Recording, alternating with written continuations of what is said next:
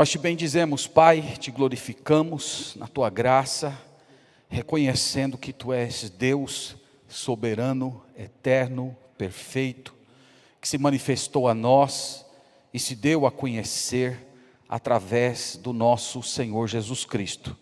Nós te bendizemos, Senhor, pelo dom da vida eterna, por esse presente maravilhoso de fazer parte do teu povo.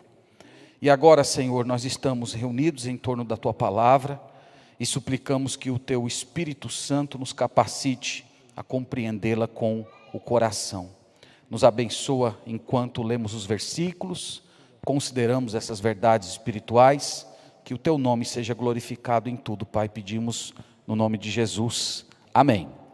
Amém. Eu quero já convidá-los para o texto sagrado, 1 Tessalonicenses capítulo 5, versículo 14 e 15, são os dois versículos que iremos concentrar a nossa meditação nessa noite.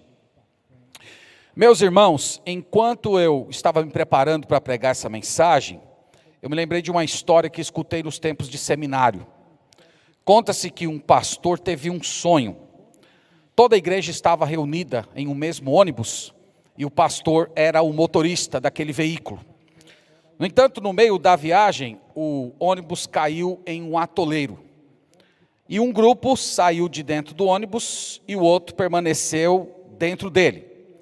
Lá fora, o grupo que saiu do ônibus se subdividiu em dois grupos. Teve um que, junto com o pastor, colocou os pés na lama, no atoleiro, para tentar retirar o ônibus de lá. O outro saiu fora e ficou conversando por ali, meio que indiferentes ao que estava acontecendo naquela situação. E o outro que permaneceu dentro do ônibus, logo começaram a colocar cara para fora nas janelas, reclamando do calor e também do tempo que eles estavam perdendo ali naquele atoleiro. Então a moral do sonho, se me permitem dizer isso, é que na igreja há aqueles que trabalham, há aqueles que não trabalham, e há aqueles que, além de não trabalharem, reclamam do trabalho dos outros. Então foi essa história que eu me lembrei enquanto estava estudando o texto de hoje. Nós estamos ao longo dos domingos pregando na primeira carta de Paulo aos Tessalonicenses, e hoje nós vamos falar de um assunto bem específico.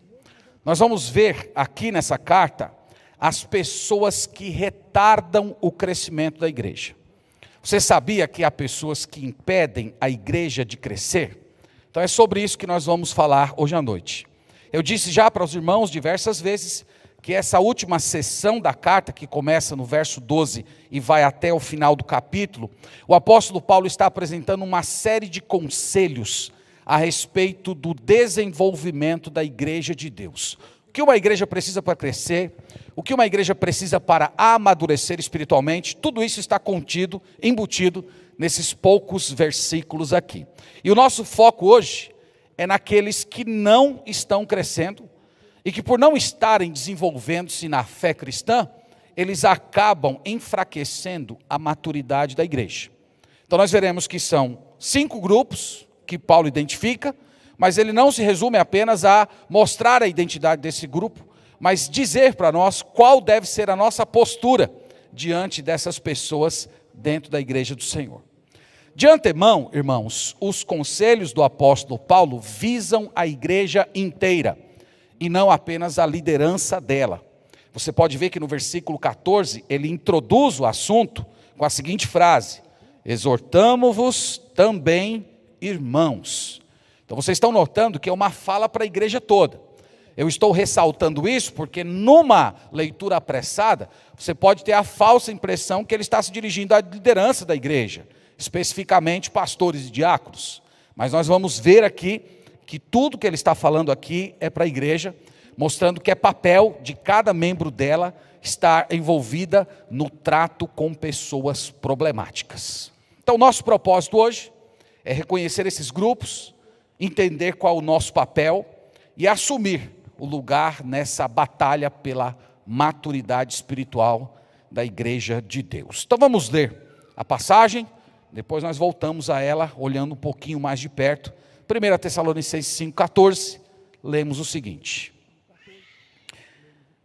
Exortamo-vos também, irmãos, a que admoesteis os insubmissos, consoleis os desanimados, ampareis os fracos e sejais longânimos para com todos. Evitai que alguém retribua a outrem mal por mal. Pelo contrário, segui sempre o bem entre vós e para com todos. Amém. Graças a Deus por sua palavra. Como eu disse para vocês, o objetivo essa noite é olhar os 5 grupos que impedem a igreja de se desenvolver. E nós vamos olhar aqui um por um. O primeiro deles, eu chamei de os rebeldes.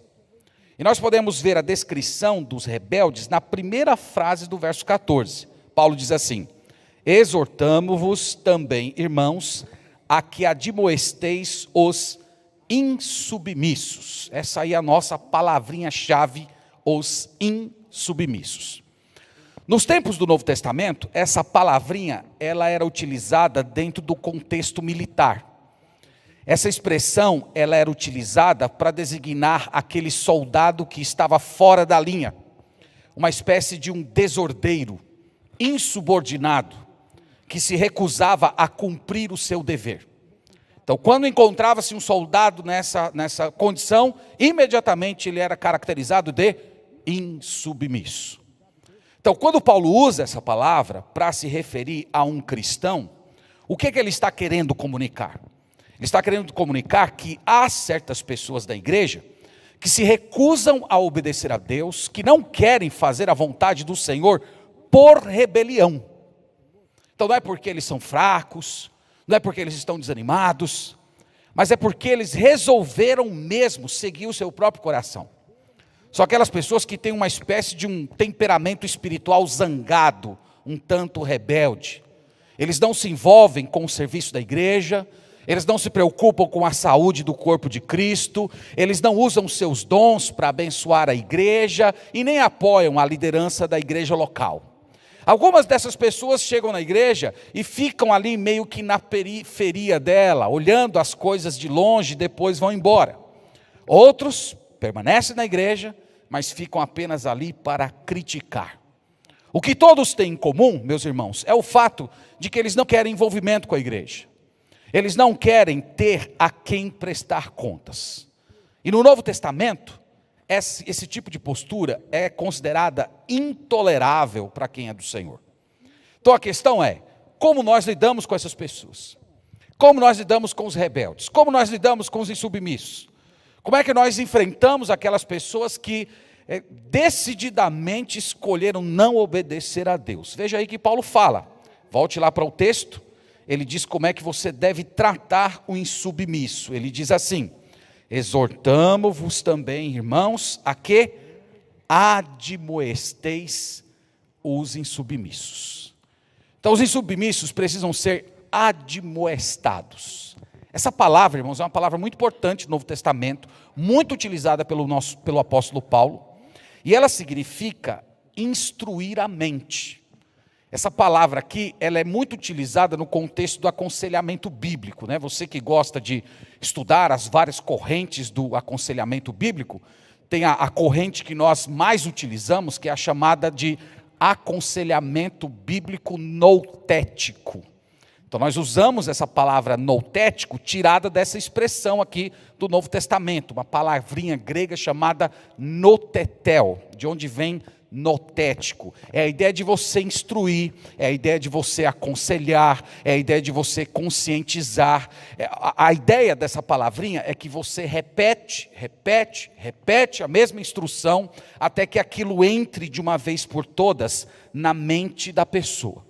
Essa admoestação, irmãos, na forma que o apóstolo Paulo colocou aqui, é uma admoestação gentil.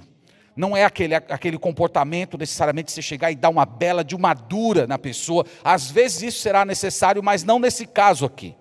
O apóstolo Paulo fala de você instruir a mente com tranquilidade, avisando aquela pessoa gentilmente a respeito das consequências do seu erro. Então seria mais ou menos você olhar para alguém e dizer assim: olha, meu irmão, irmã, Eu tenho observado que você não tem vindo aos cultos com frequência.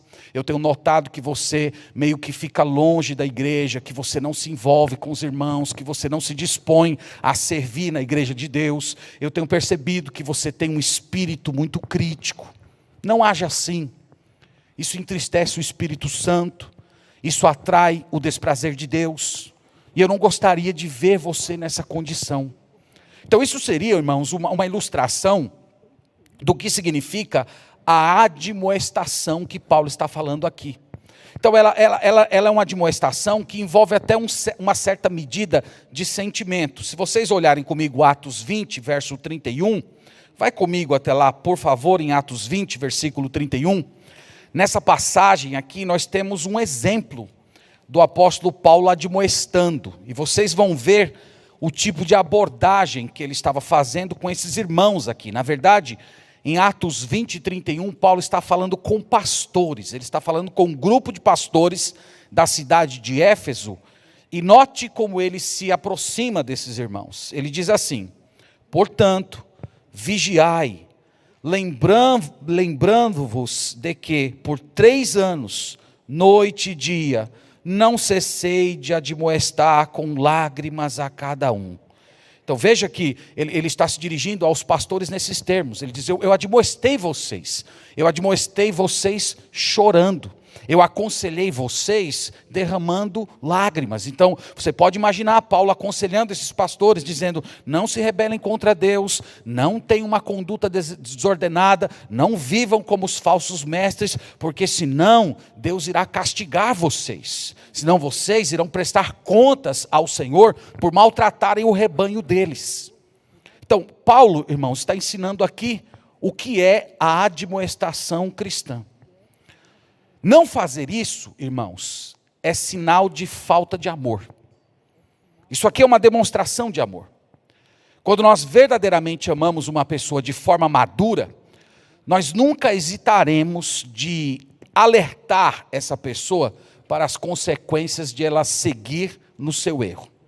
Nós fazemos isso por amor, nós queremos que essa pessoa seja poupada de um sofrimento maior e ao mesmo tempo ansiamos que ela desfrute de uma plenitude de Deus. Então a questão que fica aqui para nós é essa: você gostaria que a nossa igreja fosse uma igreja madura? Você gostaria que a nossa igreja fosse uma igreja abençoada por Deus? Então obedeça a esse apelo do apóstolo Paulo. Se coloque ao lado dos crentes rebeldes e amorosamente procure trazê-los para a linha, para que eles abandonem o espírito crítico, o isolamento, a insubmissão e cresçam na graça e no conhecimento do Senhor Jesus Cristo. Porque a insubmissão prejudica o crescimento da igreja. Esse é o primeiro grupo, tá bom? Que nós temos aqui em 1 Tessalonicenses. Volte lá para o texto e vamos ver aqui o segundo grupo, que também retarda o crescimento da igreja local. Então, na primeira frase, Paulo diz: exortamo-vos também, irmãos, a que admoesteis os insubmissos. E agora ele diz: consoleis os desanimados. O segundo grupo são os desanimados. Essa palavra desanimado, na época do apóstolo Paulo, ela era literalmente chamada, ela literalmente significava os de alma pequena. O que é uma pessoa de alma pequena? É aquela pessoa que sempre vive com medo. É aquela pessoa que ela odeia qualquer tipo de mudança que de alguma maneira possa ameaçar a sua segurança. Então ela teme o desconhecido, ela possui uma falta de coragem grandiosa. Geralmente são pessoas muito melancólicas, suscetíveis a dúvidas e que se apequenam diante de oposição e perseguição. Então esses são os desanimados. Na igreja de Tessalônica haviam muitas pessoas assim. Você que acompanhou as mensagens anteriores, eu falei para vocês que vários irmãos estavam desanimados porque eles achavam que o dia do Senhor havia chegado. Então eles olhavam para as perseguições que estavam acontecendo na cidade e eles diziam mais ou menos o seguinte: olha, o dia do Senhor chegou, o arrebatamento não aconteceu e agora nós estamos sendo punidos e nós vamos ser destruídos de uma vez por todas. E haviam outros que estavam dizendo assim: olha, meus irmãos, vocês viram a quantidade de crentes que foram mortos na perseguição e agora nós não sabemos o que vai acontecer com eles, se eles vão ressuscitar, se não vão ressuscitar, se eles vão participar dos privilégios do arrebatamento ou ficarão de fora. E eles estavam desanimados, e Paulo por 2 vezes escreve a respeito desse assunto e termina essa sessão dizendo: consolai-vos uns aos outros com essas palavras. Então eles estavam desanimados, eles precisavam de consolo.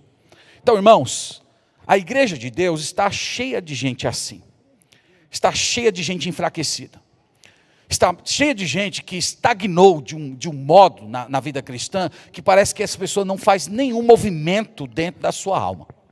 E o apóstolo Paulo aqui diz como nós devemos lidar com essas pessoas. Nós lemos aqui, acompanhe comigo, ele diz, exortamo-vos também, irmãos, aqui admoesteis-vos submissos, e ele diz, consoleis os desanimados. Então o que os desanimados precisam? Diz o apóstolo Paulo, eles precisam de consolo. Consolar aqui significa encorajar, animar, colocar-se ao lado de alguém para fortalecer. Então isso é muito simples, irmãos, quase que não carece de explicação. Se você está vendo alguém cansado, se você está vendo alguém preocupado, se você está vendo alguém com medo, se você está vendo alguém desesperado, se ao seu redor tem alguém entristecido que não consegue superar os problemas, diz aqui o Espírito Santo, se coloque ao lado dessa pessoa e encoraje ela. É isso que tem que fazer com o irmão fraco. É como se fosse um chamado, irmãos, para o desenvolvimento de uma relação de amizade. Você precisa conversar com aquela pessoa, ouvir suas lutas, orar com ela, ler a Bíblia com ela, tranquilizar a sua alma, até que o interior daquela pessoa seja completamente revigorado. Então vocês estão percebendo aqui que o apóstolo Paulo está falando que o caminho para ajudar pessoas desanimadas é o relacionamento. Isso é comunhão cristã. É uma forma, meus irmãos, maravilhosa de discipulado. Então essas pessoas, elas precisam de encorajamento. Há diversos tipos de encorajamento. Às vezes uma pessoa precisa de encorajamento do evangelho. Às vezes uma pessoa precisa de encorajamento de certeza de salvação. Às vezes uma pessoa precisa do encorajamento do amor de Deus, do conhecimento da soberania de Deus em todas as aflições da vida. Ou às vezes, e eu já tive que lidar com isso algumas vezes, encorajamento para encarar a morte com esperança. Então imagina você lidar com uma pessoa que está profundamente enferma, que já foi desenganada pelos médicos, que está só aguardando a hora da morte chamá-la, e ela está desanimada com essa situação. Que palavras você teria para dizer para uma pessoa assim? O apóstolo Paulo diz, essas pessoas precisam de consolo. Essas pessoas precisam de encorajamento. E é isso, irmãos, que faz uma igreja crescer. Quando crentes maduros se colocam ao lado dos desanimados e levam palavras de encorajamento para ajudá-los a superar as fragilidades da alma. Esse é o segundo grupo. Vamos ao terceiro. São 5, viu? Vocês estão vendo, está indo até rapidinho hoje, né? São 5. Vamos lá, versículo 14, vamos ler mais uma vez. Exortamo-vos também, irmãos, aqui admoesteis os insubmissos, consoleis os desanimados e ampareis os fracos. Terceiro grupo, Paulo chama aqui de fracos. Quem tem um pouquinho de intimidade com o Novo Testamento sabe que o apóstolo Paulo, em algumas vezes, ele se referiu ao chamado irmão fraco. 1 Coríntios 8, 1 Coríntios 10, Romanos 14, e Tiago, capítulo 5, versículo 14, também fala do irmão fraco. Quem é o irmão fraco? No Novo Testamento, o fraco é aquele que tem uma fé imatura. O fraco é aquele que não tem fé suficiente para desfrutar de toda a liberdade que Cristo, por meio do Evangelho, nos dá. Na verdade, irmãos, há dois tipos de fracos no Novo Testamento. O primeiro, eu chamo de os hipersensíveis ao pecado. Quem são os hipersensíveis ao pecado? Eu costumo dizer que são aqueles que consideram pecaminoso aquilo que a Bíblia diz que não é pecaminoso. Lá em 1 Coríntios capítulo 8 tem uma situação dessa. Nós temos alguns crentes, explicados lá por Paulo, que eles se recusavam a comer carne, porque eles achavam que aquele alimento, de alguma maneira, havia sido contaminado pela idolatria. Então eles são hipersensíveis ao pecado. E Paulo diz que os crentes maduros deveriam ter muita paciência com eles e devagar com esses irmãos, se necessário até evitar comer carne na frente deles, para que isso não viesse ferir a consciência daqueles irmãos. Então os crentes maduros teriam esse zelo, mas Paulo diz, eles são fracos. O segundo grupo, que é considerado fraco do Novo Testamento, são aqueles suscetíveis à tentação e ao pecado. Isso é mencionado em Tiago capítulo 5. São aquelas pessoas, meus irmãos, que vivem caindo nos mesmos pecados. Eles recebem assistência espiritual, eles até saem do calabouço do pecado por algum tempo, mas logo voltam para eles. Então, para essas pessoas, fazer a vontade de Deus, viver em obediência ao Senhor, é uma experiência muito difícil. Eles não conseguem encontrar uma estabilidade espiritual, eles não conseguem ter uma experiência de desenvolvimento na fé, de tal maneira que eles têm uma vitória constante sobre o pecado. Eles são fracos, eles têm uma fé madura. Então a igreja de Deus, irmãos, está cheia, repleta de gente assim. E esse grupo, conforme estamos vendo aqui, eles também retardam o crescimento da igreja. Então, como devemos tratá-los? Volte lá para o texto e veja que Paulo diz aqui: exortamo-vos também, irmãos, a que admoesteis os insubmissos, consoleis os desanimados e ampareis os fracos. Do que é que os fracos precisam, diz Paulo? Eles precisam de amparo. Amparar significa agarrar-se firmemente, apoiar, dar sustentação. Então é a ideia de alguém que está cambaleando, que de repente feriu uma das pernas, e você se coloca do lado daquela pessoa para oferecer para ela a estabilidade que ela não tem para continuar caminhando. Gálatas capítulo 6, versículo 1, Paulo fala disso. Olhe comigo lá, por favor. Ele reforça esse ensino através de uma exortação para os irmãos que viviam ali das igrejas da região da Galácia. Gálatas capítulo 6, versículo 1, ele fala assim: irmãos, se alguém for surpreendido em alguma falta, vós que sois espirituais, corrige-o com espírito de brandura e guarda-te para que não sejas também tentado.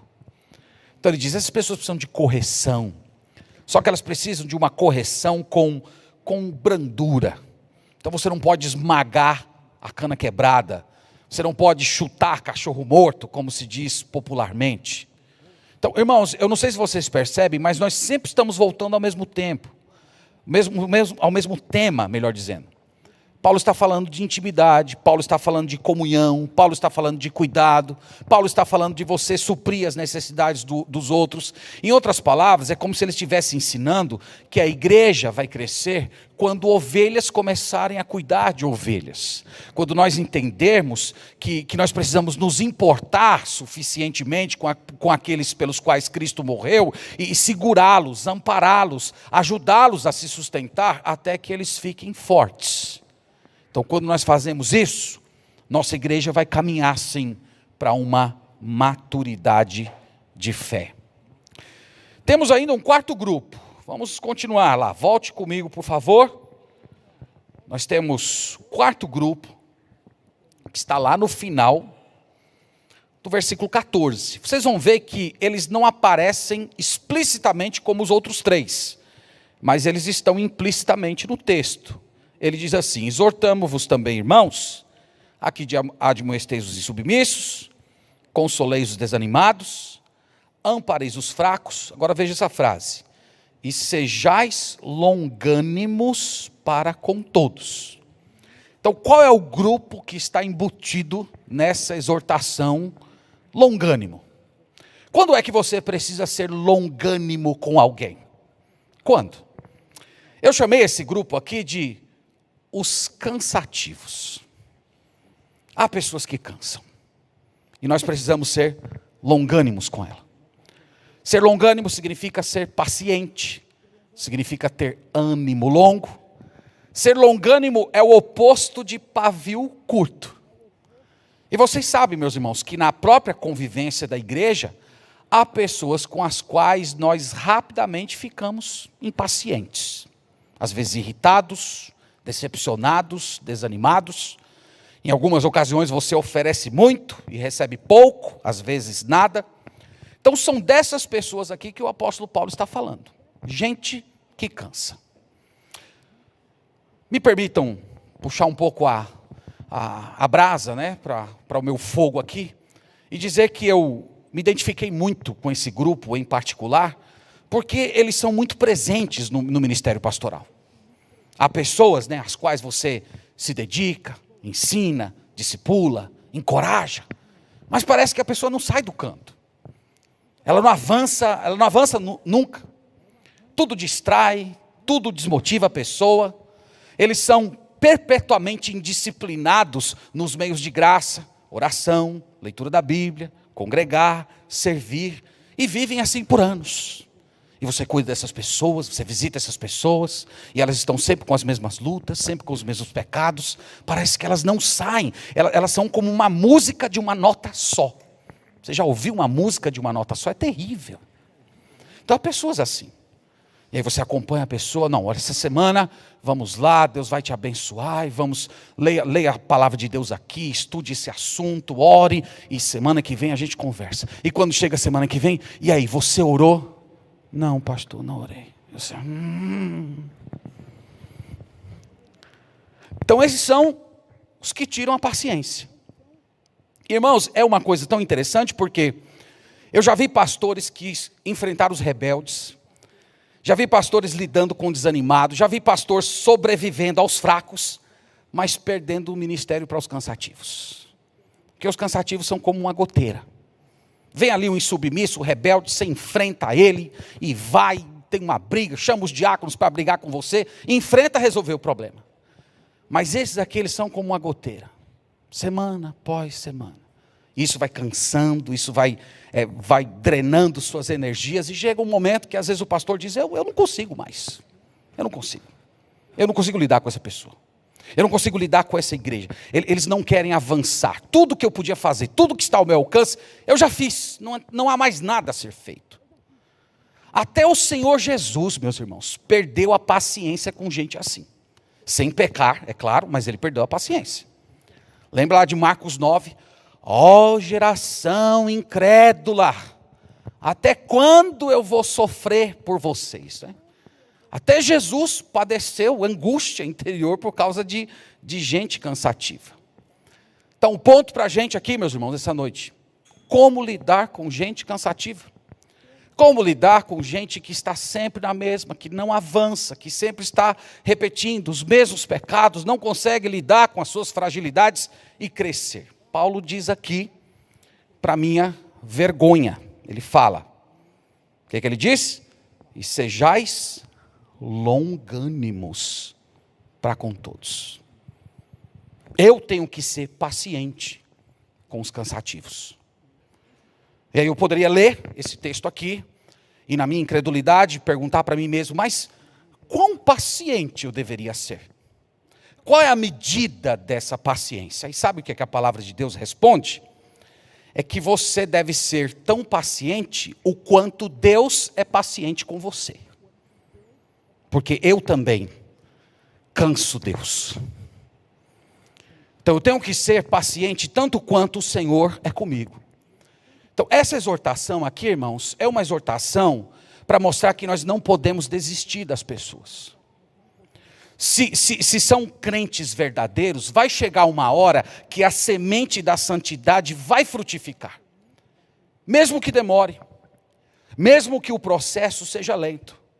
Então Paulo está dizendo que esse é o caminho para a maturidade. É assim que uma igreja cresce espiritualmente, é assim que uma igreja se torna cada vez mais cheia do Espírito Santo e relevante para esse mundo. Nós temos lá um grupo de crentes cheios de paciência, de amor, de compaixão, de cuidados espirituais, e eles se colocam ao lado desses irmãos que são fracos, que estão sempre na mesma, estão retardando o crescimento da igreja, e eles se importam, eles oram, eles cuidam, eles ajudam, até que essas pessoas tenham condição de amadurecer espiritualmente. Vocês estão vendo que não é fácil ser crente? Tem muita gente que acha que o evangelho é meio cor-de-rosa, mas é difícil servir a Deus de uma maneira conforme a Bíblia diz. Nós temos o quinto grupo, e esse aqui é o pior de todos, merece uma fala à parte. Eu chamei esse grupo de perversos, os perversos. Os perversos estão no verso 15. Olhe comigo aí, por favor. Ele fala assim: evitai que alguém retribua a outrem mal por mal. Pelo contrário, segui sempre o bem entre vós e para todos.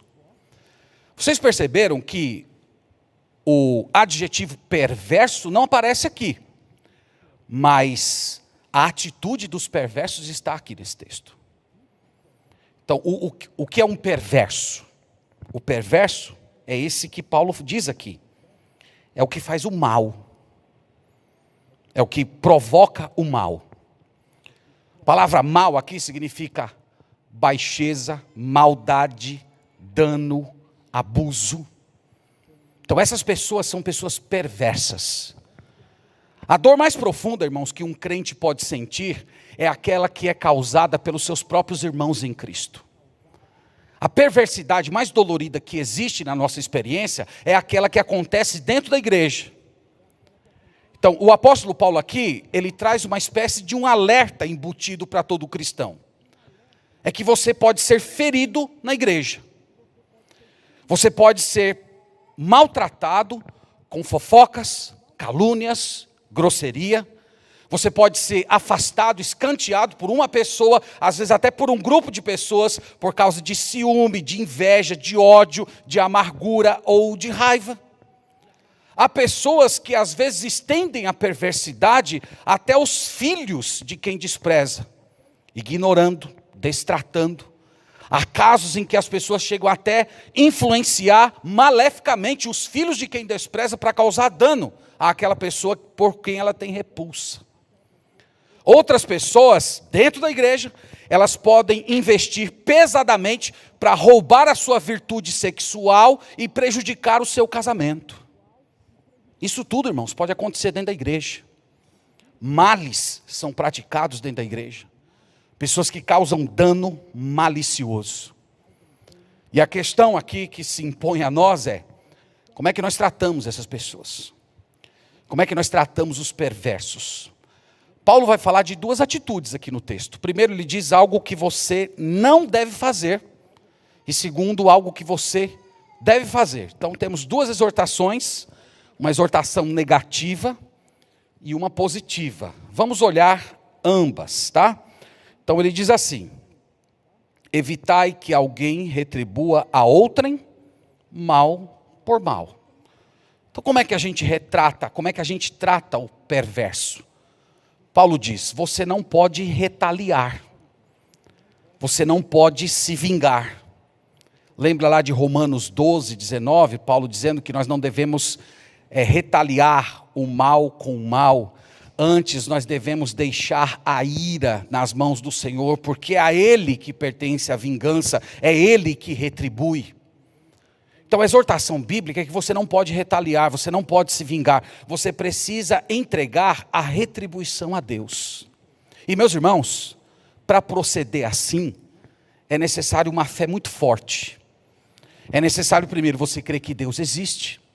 É necessário você acreditar de todo o coração que o nosso Deus estabeleceu um dia de julgamento e que o juízo declarado por Ele naquela ocasião será correto, proporcional à ofensa cometida. Então é isso que você tem que fazer. Você tem que dar um passo atrás e dizer: não vou recompensar na mesma moeda, não vou retaliar, não vou hostilizar. O juiz do universo está vendo, nada passa despercebido aos seus olhos. Ele um dia vai julgar a minha causa. Isso é o que você não deve fazer. Agora ele diz o que você efetivamente deve fazer. E isso aqui é bem humilhante para a gente, tá? Ele diz assim: evitai que alguém retribua a outrem mal por mal.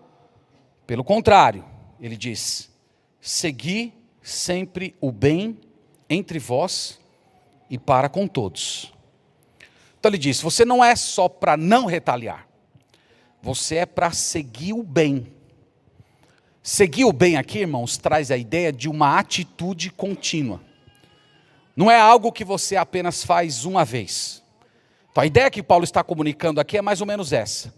Você tem lá uma pessoa perversa, que está procurando causar danos a você de todas as maneiras, e você está ali constantemente buscando, insistindo em fazer o bem para aquela pessoa. É fácil isso? Não é fácil. Nós precisamos da plenitude do Espírito Santo para realizar isso aqui. Mas a Bíblia diz que quem é de Deus, quem é maduro na fé, procede assim. Você vai seguir o bem. Você torna o bem o alvo, você torna o bem o seu caminho, você torna o bem o seu objetivo, e você vai ver que nesse processo o perverso coloca muitas barreiras no seu caminho, mas você passa por cima de cada uma delas e continua insistindo em fazer o bem, sempre retribuindo a hostilidade com a bondade. É assim que o povo de Deus tem que agir. E vocês perceberam que ele é bem amplo no final do versículo. Ele fala assim no final do versículo, que nós temos que seguir o bem entre vós, isto é, dentro da igreja e para com todos. Então aqui ele coloca tanto essa atitude para com as pessoas perversas da igreja, mas os perversos que estão fora da igreja. Então nós continuamos sempre buscando o bem. Então esse, irmãos, é o dever de todo crente para com o perverso. Nunca retribuir e sempre fazer o bem. Então, se nós fôssemos sintetizar todo esse ensino do apóstolo Paulo, os irmãos poderiam concluir que é o desejo de Deus que a igreja do Senhor prossiga em direção à maturidade da fé, na plenitude da estatura do Senhor Jesus Cristo. No entanto, esse crescimento, ele pode ser retardado por causa dos rebeldes, dos desanimados, dos fracos, dos cansativos e dos perversos. E a maturidade da igreja só ocorrerá quando, de fato, os pastores, os diáconos, os membros da igreja se unirem para exortar os rebeldes, encorajar os desanimados, auxiliar os fracos, ter paciência com os cansativos e fazer o bem aos perversos. É isso que faz uma igreja, irmãos, madura. É isso que faz uma igreja crescente e poderosa nesse mundo tão sem referência como é o nosso. Eu quero, irmãos, concluir com algumas lições para a gente fechar essa pregação e depois orar ao Senhor, pedindo graça a Ele, porque precisamos de muita graça divina para cumprir esses deveres com excelência. Eu acho que ficou bem claro na exposição de hoje que, no final das contas, esse texto é um chamado para você sair do seu conforto e assumir certos riscos.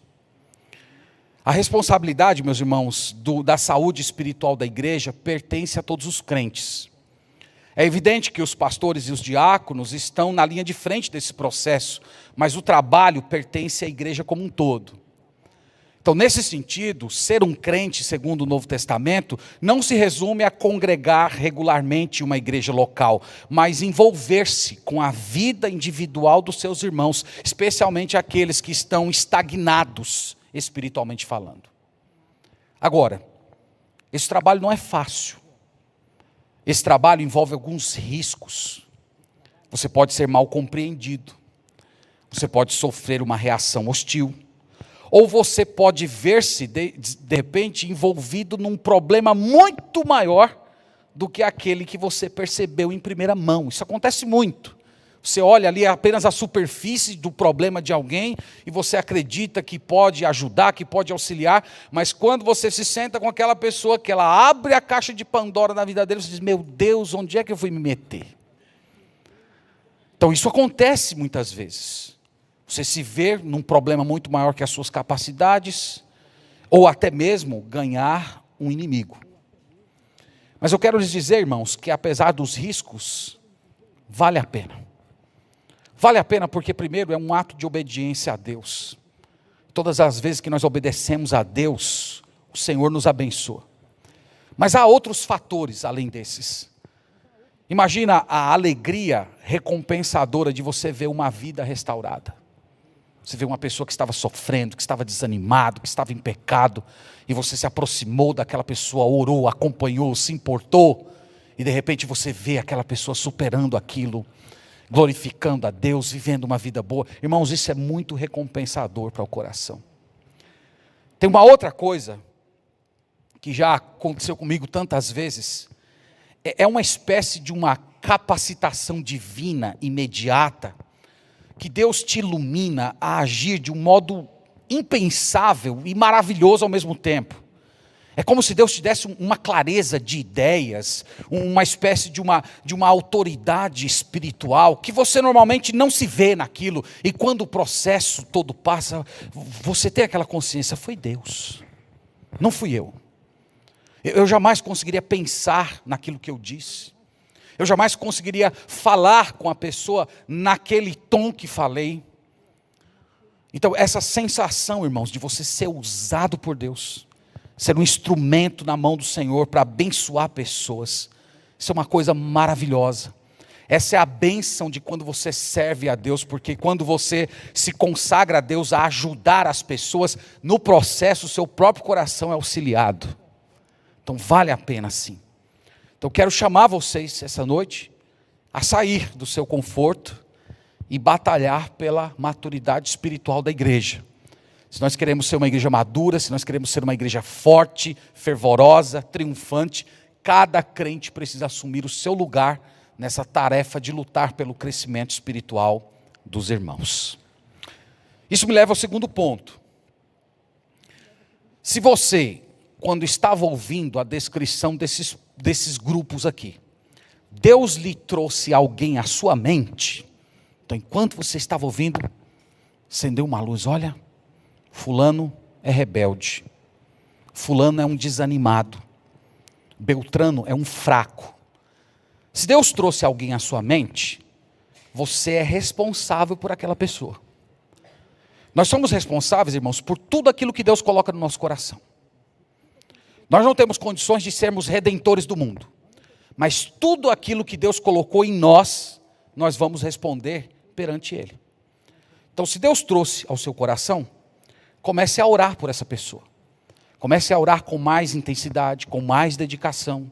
Ore pela vida geral da pessoa, mas vá convergindo as suas orações para o foco do problema daquela pessoa. Depois comece a buscar orientação do Espírito Santo na Escritura, para saber quais são as verdades bíblicas que aquela pessoa precisa ouvir. Então, quais são as exortações, quais são as palavras de motivação, quais são as promessas que aquela pessoa pode obter para melhorar na sua vida cristã, e você vai começar a pensar nessas coisas, a meditar nessas coisas, e vai buscar sabedoria do alto para encontrar a melhor abordagem, e então agir, confiando que o Senhor Deus vai te suprir daquilo que porventura venha faltar em você. Então você é responsável. Se Deus trouxe alguém à sua mente, você precisa se colocar ao lado dessa pessoa, envolver-se com ela e auxiliá-la em seu crescimento espiritual. Mas eu também quero me dirigir a você que, enquanto estava ouvindo esse sermão, se identificou com alguns desses grupos. De repente você olhou e disse, olha, eu acho que eu sou meio rebelde, hein? Eu acho que eu sou desanimado. Eu acho que eu sou o irmão fraco. Se você se identificou com um desses grupos, Veja que o foco todo da passagem é um chamado para o crescimento espiritual. Deus quer que você cresça. Deus deseja que você encontre força nele para ter uma vida de vitória sobre o pecado, para superar todas as suas fragilidades. Então você precisa se disciplinar em buscar a Deus, você precisa abrir o seu coração para ser nutrido pela palavra do Senhor e pelas exortações do povo de Deus. Não deixe de congregar, não deixe de interagir com crentes maduros. Crie um novo ciclo de amizade, de pessoas piedosas, pessoas que poderão seguir essa orientação de se colocar ao seu lado, ajudar você a compreender suas fragilidades e pecados e de ser uma bênção no seu crescimento espiritual. Não se acomode à sua situação. É muito comum pessoas que estão em condições como essa, meio que se entregarem a si mesmas. Eu sou assim mesmo, eu já estou assim há muito tempo. O meu comportamento é assim mesmo, essa minha condição é inalterável. Então não se entregue. Prossiga buscando capacitação espiritual, interagindo com crentes maduros, até que você encontre a sua libertação. Agora, se você se encaixa nesse grupo aqui que chamamos de perversos, sua condição moral e espiritual é muito mais grave e merece uma exortação à parte dos outros grupos.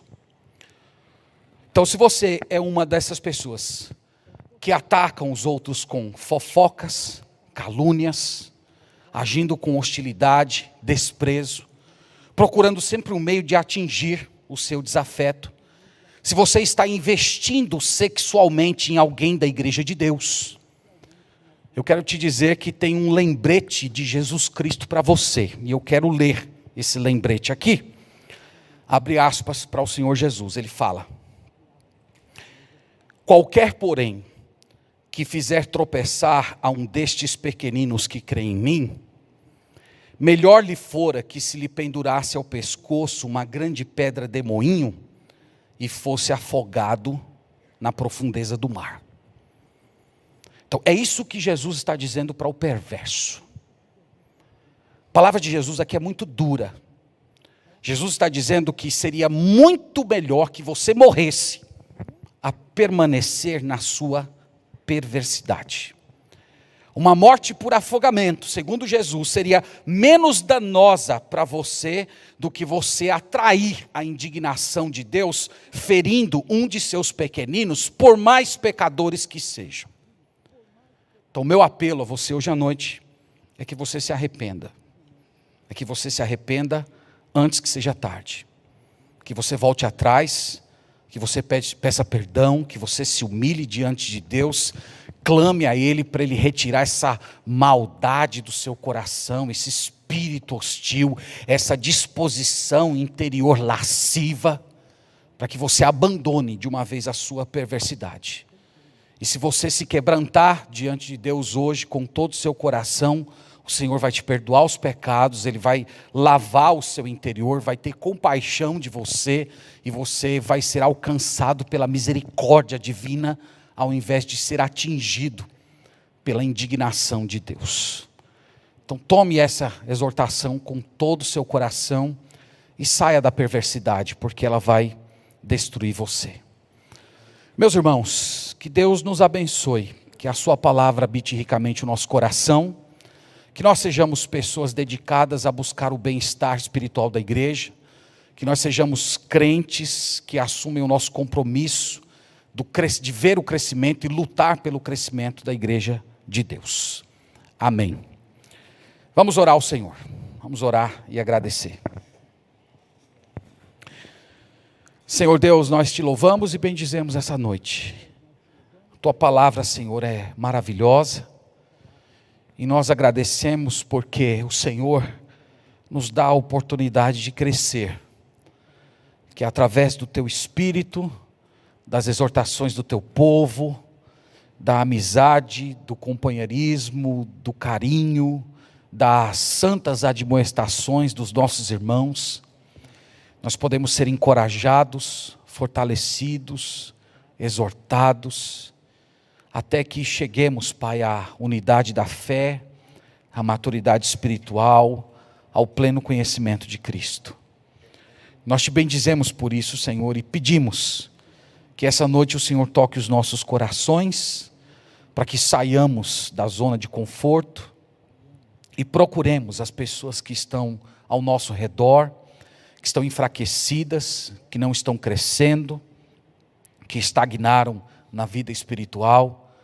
E permita, Senhor, que nós sejamos como um vaso teu, usados poderosamente pelo Senhor para abençoar essas pessoas, auxiliá-las na maturidade cristã. Nós pedimos também, Deus, pelas pessoas que se percebem como participantes dos pecados que nós vimos aqui essa noite. Nós oramos para que haja quebrantamento, nós oramos para que haja restauração, nós oramos para que haja perdão divino, e que essas pessoas, Senhor, venham se encontrar contigo em um relacionamento verdadeiro e íntegro, de tal maneira que elas venham prosperar na vida cristã, crescer na fé e serem bênçãos no teu reino. Ajude a nossa igreja, Pai, para que ela seja uma igreja madura, para que cada parte do corpo assuma essa tarefa gloriosa de batalhar pelo desenvolvimento espiritual de cada membro. Pedimos isso no nome do teu Filho Jesus. Amém.